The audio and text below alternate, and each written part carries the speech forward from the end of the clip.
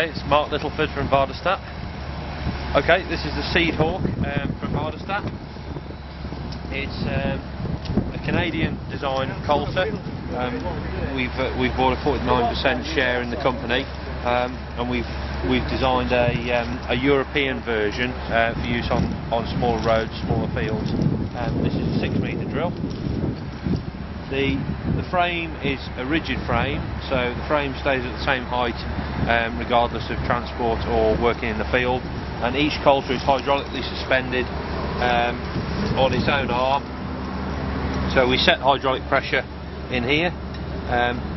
Depth is controlled on this linkage here, so that by adjusting that we lift or lower the press wheel at the rear, holding the coulter out of work.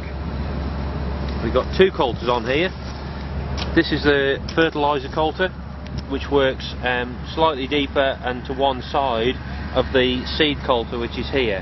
Now, as we've got it working at the moment, we've only got seed coming out of the rear coulter, so this coulter is just working as a cultivation type point. It is possible to drill seed in both coulters, or to remove this one completely. If there's too much trash, you can just run with the rear one. Between the rows we're about 9-inch spacing, and that's right the way across the width of the machine. In terms of tram lining, if you want a tram line with this machine, all it does is lifts the 2 coulters that are relevant to the right spacing, and so doesn't drill and doesn't leave a coulter mark where you're tram lining.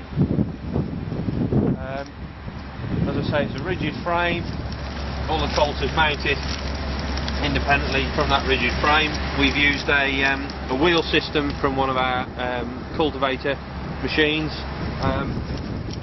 and we use the Phoenix metering unit from the Rapid range of drills. Hydraulic drive, so we've got variable seed rate on the move. This position we can change over the 2 metering units, depending on whether we're using seed and fert or just seed only.